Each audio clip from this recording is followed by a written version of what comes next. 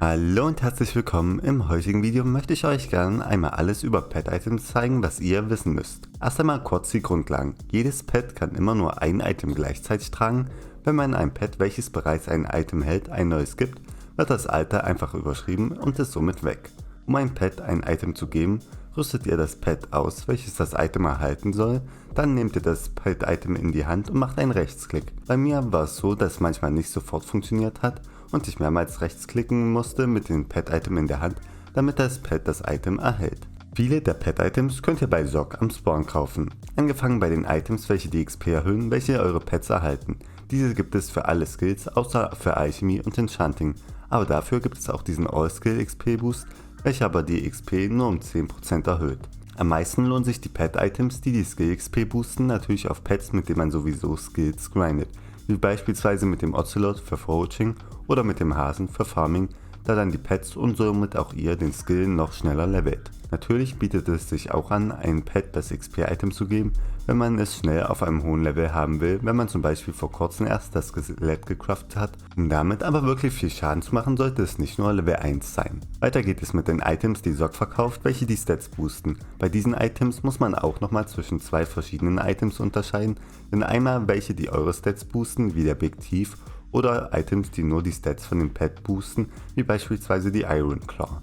Von den Items, die eure Stats boosten, wäre für euer Damage Pet wie beispielsweise einem Tiger oder einem Enderdrachen die Sharpen Claw am besten für mehr Schaden, und wenn ihr noch keine 100% Crit Chance mit Tränken erreicht, wäre der Big Thief auch ganz gut.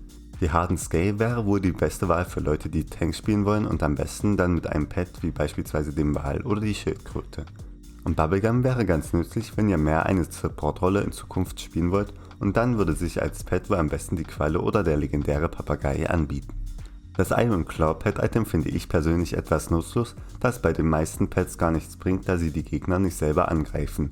Wo das Item einen Effekt hätte, wäre vielleicht bei dem Schneemann oder dem leeren Skelett-Pet, wenn euch ein Gegner zu nahe kommt. Weiter geht es mit den Pet-Items, die man durch eine Collection freischaltet. Dort gibt es momentan nur das Textbuch bei Level 10 in der Lapis Lazuli Collection und den Sattel bei Level 7 in der Leder Collection. Das Textbuch erhöht die Intelligenz eures Pets um 100%. Da dieser Boost auch wieder wie die Iron Claw scheinbar nur für das Pet zählt, wüsste ich nicht, auf welchem Pet das Item nützlich wäre. Ansonsten wäre die Bonusintelligenz sehr gut bei einem Schaf oder einem Guardian Pet gewesen. Der Sattel macht ein Pferd um 50% schneller und die Sprungkraft um 100% besser. Bei den Items kann ich aber leider nicht sagen, ob man wirklich nur ein normales Pferd damit ausrüsten kann oder beispielsweise auch das Skelettpferd oder das Schwein oder den Stein. Weiter geht es mit den Pet-Items, die man droppen kann. Dort haben wir wieder Pet-XP-Items, welche aber prozentual mehr XP geben, als die man bei SOG kaufen kann. Denn für Fishing, Foraging und Combat gibt es jeweils Pet-XP-Boost mit bis zu 50% XP mehr. Und die Fishing XP Boost bekommt man dabei von manchen Seekreaturen wie beispielsweise den Sea Emperor.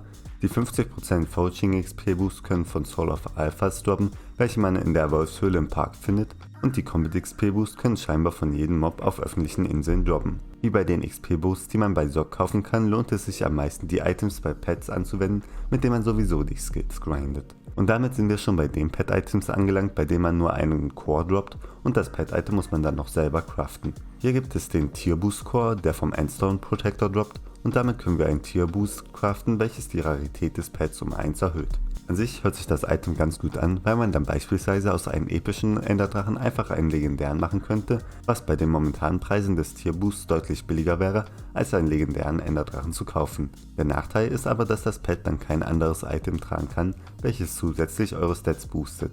Und wenn ihr eurem Pet doch einmal ein anderes Item gebt, wird die Rarität wieder zurückgesetzt. Dann gibt es noch den Lucky Clover Core, welcher vom Rabbit King droppen kann, den man angeln kann, wenn man Carrot Baits verwendet. Aus dem Core und 4 Stacks Enchanted Emerald kann man einen Lucky Clover craften, welcher euren Magic Find um 7 erhöht. In meinen Augen sind die sinnvollsten Pets, denen man das Item geben kann, der Wolf und die Katze. Der Wolf, damit ihr während ihr Slayer grindet noch mehr Magic Find habt und somit vielleicht den einen oder anderen guten Drop bekommt. Und der Katze würde ich das Item auch geben, da die Katze eh nur darauf ausgelegt ist, euren Magic Find und euer Pet Luck zu boosten, und durch das Item erhaltet ihr einen noch höheren Magic Find Wert. Und den letzten Core, den es gibt, ist der XP Share Core, welcher scheinbar von jedem Mob auf den öffentlichen Inseln droppen kann. Aus dem Core und 6x12 Enchanted Gold kann man XP Share craften. Wenn ihr eurem Pet ein XP Share gebt und dieses nicht equipped, aber im Pet Menü habt, erhält dieses Pet 25% XP der XP, welches euer equiptes Pet erhält.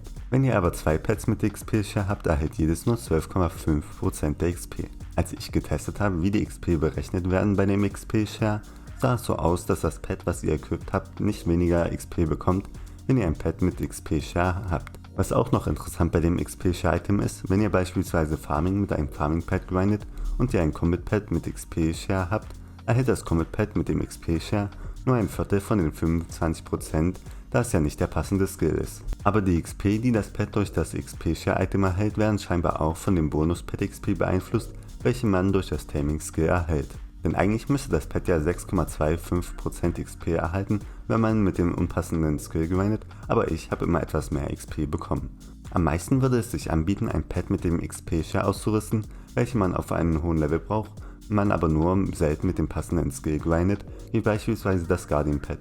Da das Guardian Pad ein Combat Pad ist, aber man es hauptsächlich zum Enchanting Skill Grind nutzt, wegen den Enchanting Skill XP Boost. Mir persönlich gefällt das XP-Share Item am besten von den Items, die es momentan gibt. Ihr könnt ja gerne mal in die Kommentare schreiben, welches der Items ihr am besten findet oder welches ihr am meisten nutzt.